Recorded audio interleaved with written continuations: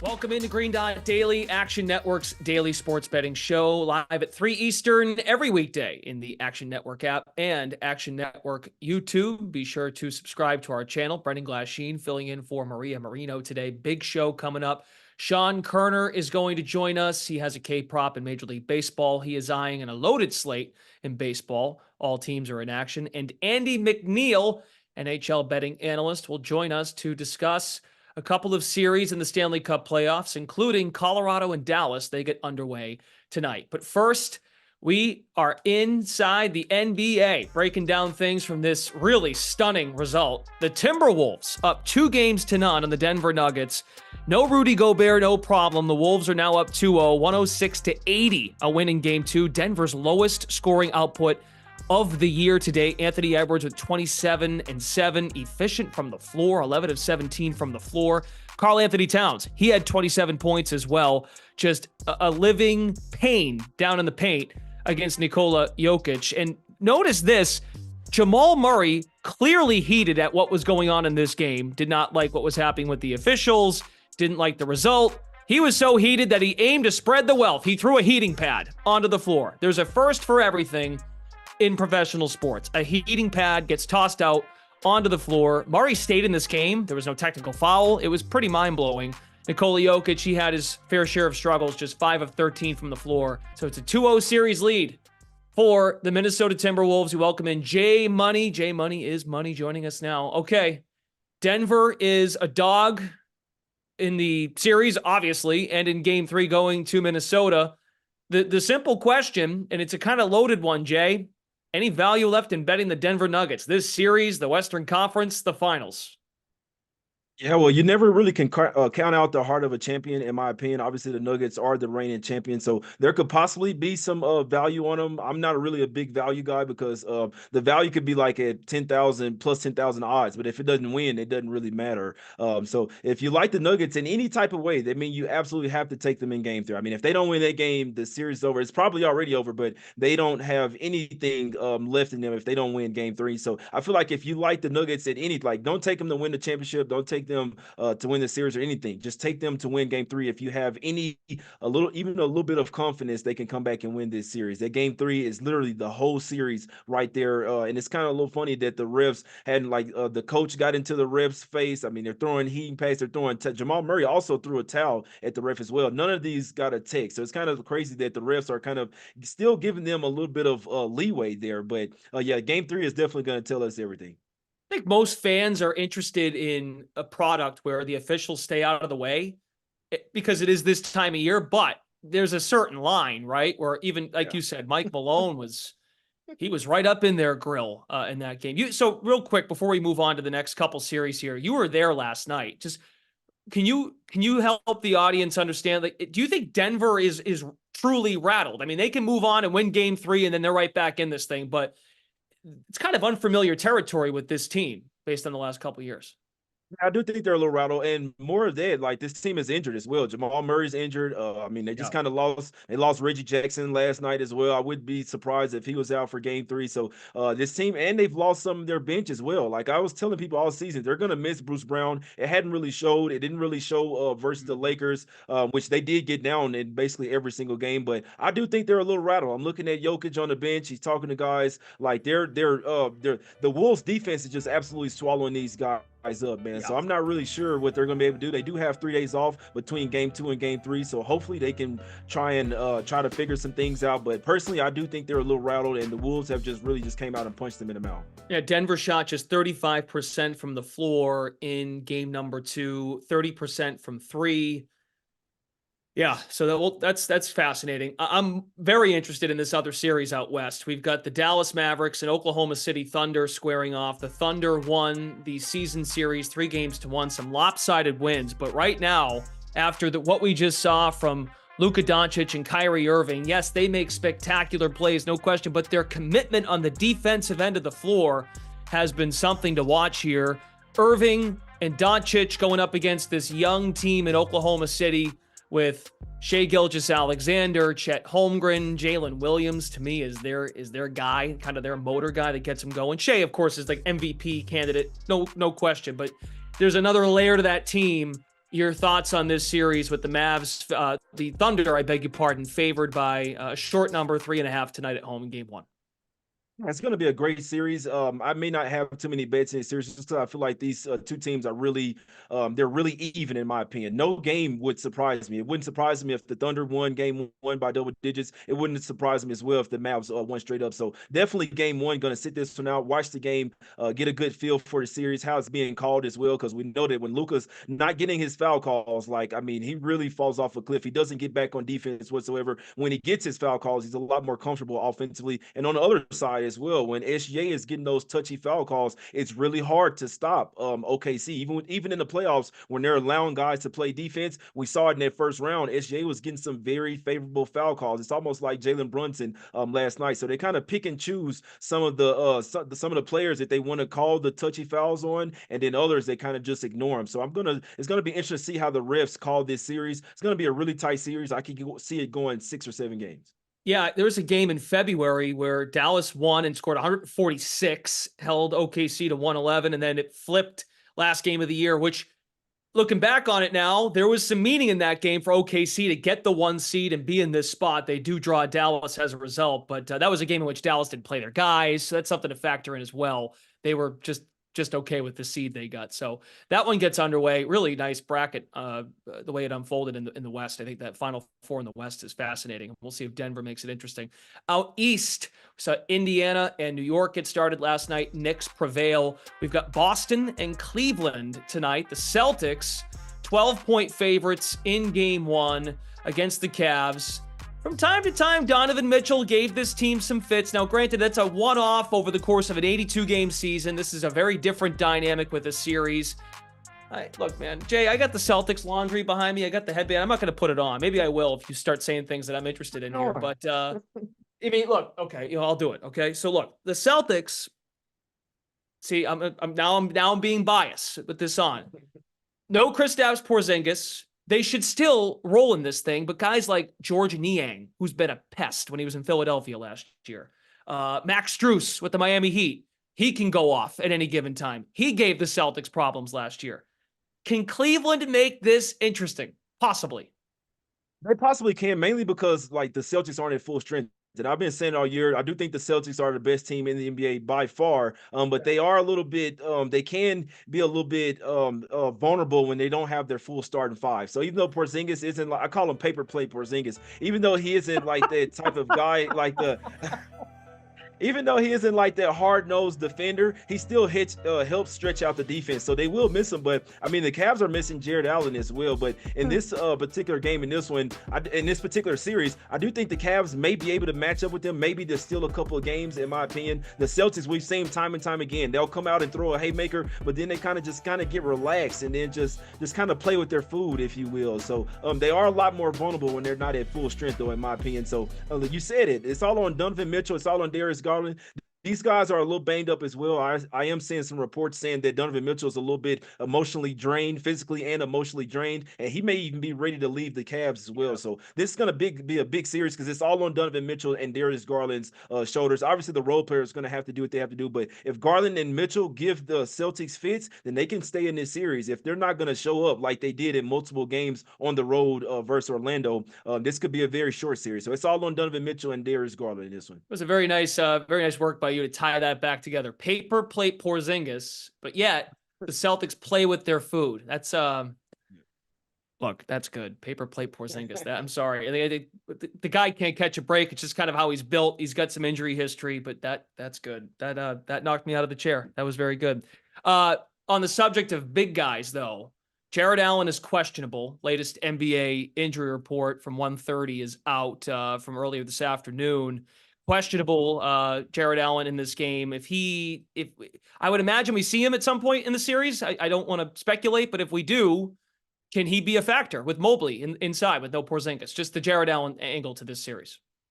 Yeah, Jared Allen has a rib injury right now. We're not sure how well he is because he missed 3 straight games towards the end of that Orlando Magic series as well. And so when he's missing a game 7, that kind of tells me that he's not really healthy. Obviously, they need Jared Allen down low. He is their main rim protector. It's not that Mobley can't be a rim protector, but they Mobley's like a 4 at best. He's a power forward at best. They need Jared Allen to be the top to get to the top of their to get to their peak, in my opinion. So I'm not really sure if he's going to be able to come back in this series. He may come back, like say maybe game 3, game 4, but it looks like the way that this total is going, which it doesn't scare me. We'll talk about that in a little while, but it does look like he's probably going to be out for this game 1. But he makes a huge impact for the Cavs, in my opinion. Yeah, I'm interested in that. So the total as of right now, as we sit here today, is at 211 for tonight's game. You like under? Why? Yeah, I like the under in this one. I know it was sitting at 208 earlier. Some steam has come to the over, but I feel like this is more of a spot where the Cavs may not touch 90 points in this particular game. They're running on fumes. This team is coming off a game 7 series. They were in Cleveland, then they had to go to Orlando, then back to Cleveland for game 7. Only one day in between games as well. And I expect the Celtics to come out a little rusty. They should also help this full game under as well. So they could be a little bit rusty offensively, but as a basketball player, when you've had that much rest, you might be rusty offensively, but you don't have rust on the defensive end. You have a ton of energy that you can throw at these guys. I think they have really great perimeter defenders as well, and Drew Holiday and Derek Wright and Jaylen Brown as well. Like all of these guys can defend Darius Garland, Max Strus, and Donovan Mitchell as well. So and they're the Darius Garland and Donovan Mitchell are a little bit shorter guys as well, man. So I really feel like the Celtics may come down and clamp down in this game 1 spot, whereas the Cavs may just be like, this is a throwaway spot. This is like an emotional letdown coming off of game 7 as well. So I expect a top tier defensive effort from the Celtics to be able to shut down the Cavs offense, and I think that will help us stay under 211 here. Yeah, and the other side, I think if Cleveland is fully engaged and they give them a game, for the Cavs to be in it, they have been stout defensively in games in which they win for most of the year. And they went on that huge run in January. Defense was the theme for them. Celtics team total 111.5. Cavaliers 98.5 for tonight. So I'm interested in how and I think that the edge in the series for Boston is who guards Tatum and Brown, right? Like that's over the course of the whole series. I see your point for a game 1, but that's where Cleveland's going to hang around in this thing and make it interesting. They've got to find something or hope they just go cold, which could be tonight in a game 1 in which they had some rest. So I can't get over paper plate Porzingis. That's just so good. I mean, and that bugs me how good it is. So I'm gonna have to trademark that. I'm gonna have to trademark that. have you dropped that before? Buckets on previous shows? Okay. Well, I need to listen more carefully. Or maybe I just tune it out because I'm like, leave Porzingis alone. They've managed this guy all year and he's out. But they should be able to handle this without him, I think, in this series. J Money, thanks for stopping by. And don't go playing with your food. All right. Good luck with the under tonight. Exactly. Appreciate it. Anytime. Ahead of tonight's game 1 in Boston, here are the top player props that are being played right now ahead of this game. Evan Mobley in the blocks market, Mobley in the rebounds department. This is all predicated, of course, on Jared Allen's health. Still questionable for this game tonight against the Boston Celtics. And Sam Hauser under on the point total at 6.5. Action season edge at a projection of 8 points for tonight. We welcome in Sean Koerner. Before we get to baseball and head to the diamond, Sean, you've got to look for tonight between the Celtics and Cavs. What do you have for us? Yeah, so I have an assist prop here. I'm going with Darius Garland of the Cavs under 5.5 assists. You can get it at -106 right now. But, Garland stayed under this in 4 of the 7 games against the Magic in the opening series. However, based on his underlying passing metrics, I think he's due for some regression in some key areas.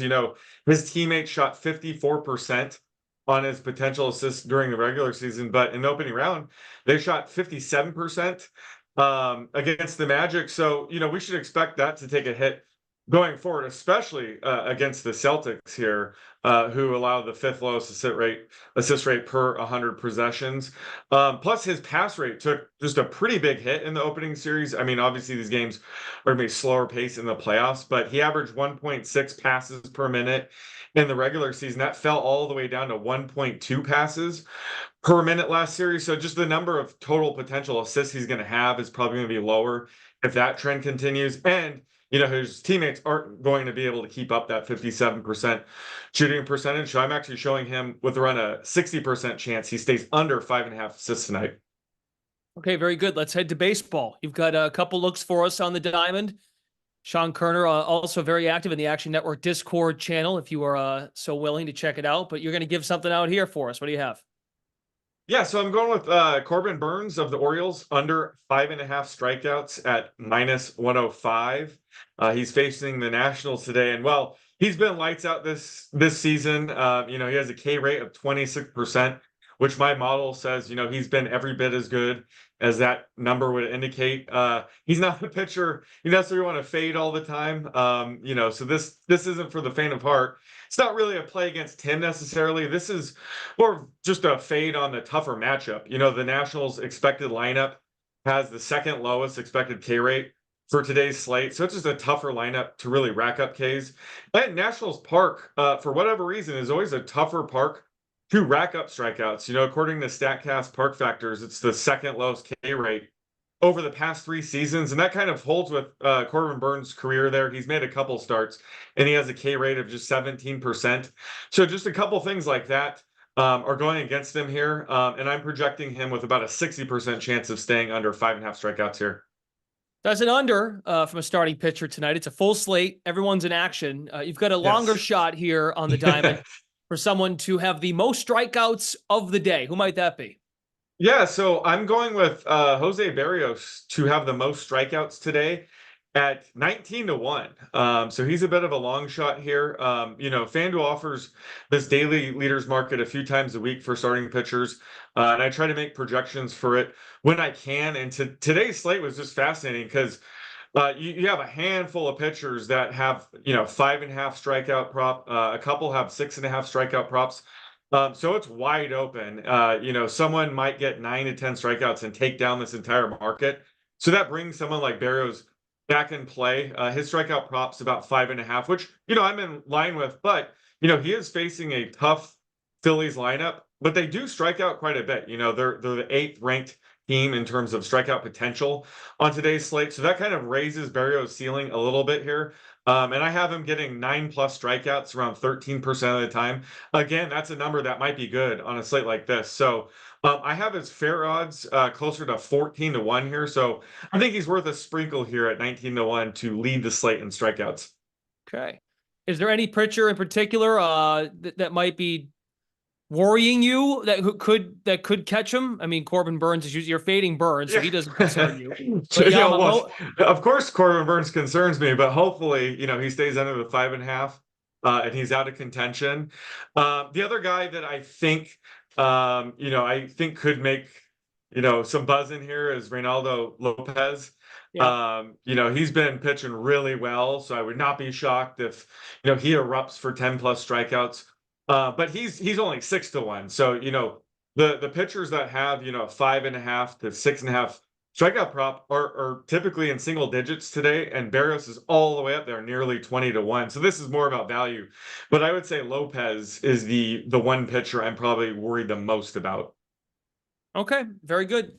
I know you got same night, you got Yamamoto and Shota also pitching, the 2 rookies that are at the top of the board with Jared Jones for NL Rookie of the Year. Those guys are both pitching tonight. So, all righty. He's Sean Koerner. Thanks so much. Talking NBA and also some Major League Baseball. Best of luck, and thanks for stopping by. Thanks for having me. On to the Stanley Cup playoffs. Here is a beautiful look at the bracket as we advance to the Elite 8 in the National Hockey League. West side, Dallas, Colorado gets going tonight. Vancouver and Edmonton have yet to begin. Rangers and Bruins out to 1-0 series leads out east. That allows us to welcome in Andy MacNeil, NHL betting analyst, joining us here on Green Dot Daily. Andy, great to have you. Let's begin with the Avalanche and the Stars. We know the Avs have had their, they've got this reputation, right, to get to this point. They lost in the first round last year, but the champs a few years ago, and Dallas keeps knocking on the door. It's a pretty tight price as far as where Vegas thinks this series is going to go. Your overall thoughts heading into game 1, Stars and Avs. Well, first of all, speed, skill, this series is going to have it all. I think the the most exciting part about this matchup is that neither team is going to have the luxury of being able to sit back at any point and be comfortable with a lead. The Avalanche scored 5 goals per game against Dallas in 4 regular season meetings. The Stars, they scored 3.75 goals against the Stars or against the Avalanche in those 4 regular season meetings. So, expect some pretty high score lines. I don't think you're going to see the Colorado Avalanche win a game 2-1 or 3-2. You might, but in the second half of the season, they played 41 games. They had 24 wins, and only 20 of those wins came when they scored 4 or more goals. So it's not likely that the Avs win in a low scoring affair. They know that going into this series. They're not going to sit back. They're going to be forcing the issue, trying to get the goaltender Jake Ottinger like they did Connor Hellebuyck in the first round. The likely Vezina Trophy winner, Hellebuyck, allowed 4+ goals in all 5 games against the Avalanche. And Colorado has scored 4+ goals against the Stars in 7 out of their last 10 meetings. So a bit of cleaning up on Dallas's end, I think. But they've been doing that in the latter part of the season. Nobody was better in the Western Conference at preventing goals than the Dallas Stars over the last 3 months of the regular season. They only allowed 2.2 goals per 60 minutes in the first round against Vegas. All that star power on the Vegas Golden Knights. It's going to be a lot tougher to defend the Colorado Avalanche, though. I mean, nobody scored more goals in the regular season than the Avalanche, and that was the case in round 1. As well. But Dallas, I think you look at this game, what you're going to be looking for is the Stars to step up. They were led by Wyatt Johnston and Jason Robertson in the first round, like they were in the regular season, but we didn't see a lot from Roope Hintz, a guy that a lot of people would think would be, a Conn Smythe Trophy favorite at this point. We didn't see much from Matt Duchene, the Stars' big off-season acquisition. So I think it's going to be really interesting to see if Dallas can keep up offensively. I think they can. I don't think there is a problem betting the Stars in game 1 at the current minus 120-ish odds. But I think if you like the Stars in game 1, like I do, the best bet is to take the minus 115 series price. This one will probably be a long one. I don't expect it to be over in 4 or 5 games. But with that being said, I think there is some value maybe betting on the thing that you would not expect to happen. And that's a Dallas sweep at 13-1. Those are the best odds I've seen out there. I think it should be closer to, plus 1150. So not a ton of value. But there is a little bit more value on the things that you don't expect to happen, right? Wow. Okay. Looking into a potential sweep. You go from all right, you like the price game 1, taking game 1, and then to go from that to that. That's a take. I'm into it. Total for tonight's game 1 at 6.5. Just speaking to your point about the potential goal scoring, and if we get anything like we saw in the Winnipeg Colorado series. But as you said, Dallas, a little more promise and more of a resume putting it together defensively. We are both near and dear to the Boston Bruins, and they're up 1-0. They defeated Florida last night, had winded their sails after that Game 7 overtime win on Saturday. It appears David Pastrnak has flipped a switch, or, as I like to call it, I think the tight booty syndrome between them and Toronto. That was really what that Game 7 was. The team, the chokers against the chokers, and Boston got by. They won Game 1. Bruins I think it's the same. The money line price is around the same as it was for Game 1, plus 145, total at 5.5. Florida's a really formidable opponent. You have thoughts on this series, Boston, Florida, Game 2 down in Sunrise tomorrow? Yeah, tight booty syndrome. I think that was the whole series, from the start to finish. I mean, nobody wanted to win that series, it seemed, between Boston and Toronto. The Bruins, they looked pretty good in Game 1. I thought they played really well, up to the point where they got that 3-1 lead. We talked about it a little while ago about that great timeout that Jim Montgomery called in the third period to settle things down. They were getting outshot 11-1 in that period at that point. But he settled things down with the timeout, and then Justin Brazeau comes up with that big goal to give them a 3-goal lead. And I think that was, that said a lot about Jim Montgomery's growth as a head coach. Of course, he was pretty criticized for his goaltender usage, at least in last year's first round series against the Florida Panthers. He went with Linus Ullmark in games 1 through 6, and then switched to Jeremy Swayman in Game 7 after Swayman hadn't played or started the game in 17 days. So there's going to be a lot of focus on the Bruins goaltending, whether they stick with Swayman. But I think, Montgomery's starting to catch on to the fact that when a guy is playing like Jeremy Swayman is, you've got to ride him as long as you can. I don't think the Bruins should be as big of an underdog as they are. I think if you looked at these teams heading into the playoffs just a couple of weeks ago, you would have, thought that Boston was a top 10 team. And I think that's what the market thought at that time. The Florida Panthers, a top 2-3 team. The Lightning, though, they weren't a top 10 team. They were closer to the mushy middle kind of average level team. And now the Bruins are as big of an underdog as the Lightning were in round one. Doesn't make much sense. So I think it's Boston all the way here. But Florida's going to push hard in game number 2. Still, I'd bet Boston absolutely at the current odds that we're seeing right now. If they don't win game 2, Boston, I need you to give your thoughts here on this goalie platoon that they had throughout the regular season. It's all about how it looks, right? Because Swayman did look fantastic in all 7 games. He was not the reason why that series extended the way it did. No, but you're kind of okay if they go to Ullmark. It has to be an implosion by Swayman, right? Yeah, I mean, I don't know. I guess it would. That's a no. Would depend on it's okay. You can say no. That's a no. Yeah, no. Yeah. It doesn't have to be an implosion by Swayman, but I think that there is, what haunted Montgomery and the Bruins all offseason was that he waited until the biggest game of the season to make the switch. And I think there might be an opportunity if things work out for the Bruins in these first 2 or 3 games to turn to Ullmark and get him some game action because, on a long playoff run, given that they have rotated their goaltenders all season long, I think it's really unlikely that we see any one goaltender just carry the load all playoffs, all the way to a Stanley Cup final, should they go there. But I would expect Montgomery to try to get Ullmark in at some point if the Bruins get up in this series in a comfortable manner. I don't think he's going to wait until, a series deciding winner take all kind of game like he did last year. Yeah, I hear you. I mean, if they can get better play in front of the goal, McAvoy has been, it's kind of mental right now for him. I think at this point, Charlie McAvoy, and it's a good moment for Brandon Carlo last night, just had the birth of his child and he scored a goal. So they're better in front of them, and they've had their penalty kill's been phenomenal. Closer to, I think it's 96%. It's the young guns for me, man. The Mason Lohrei and Brazeau and Witherspoon. He's been very solid defensively, made a great pass to Lohrei on that goal last night. I think that's something that the Bruins have been missing for quite a while is, some homegrown players that aren't big names that just kind of come out of nowhere and step up in the playoffs. It's really nice to see. I think just checking right now, Boston plus 750 to win the Stanley Cup right now. That came down from, I think, 9-1 last night, or pardon me. Monday night. Today's Tuesday, right? Today Tuesday? If Boston wins the Stanley Cup, does Jeremy Swayman not win the Conn Smythe Trophy right now at 14-1? So yeah, that's right. This game's tomorrow. Game 2's tomorrow. Last night, you could have got 9-1. That, of course, shortened a bit with their Game 1 victory. Interesting. Same price as Game 1 for Boston. All righty. I think that's it. Andy MacNeil, thank you very much for stopping by, and we look forward to having you some more here throughout these Stanley Cup playoffs. Absolutely. Go Bruins. Okay. I like it. I like his confidence. I was not as confident until we had Andy MacNeil come on the show.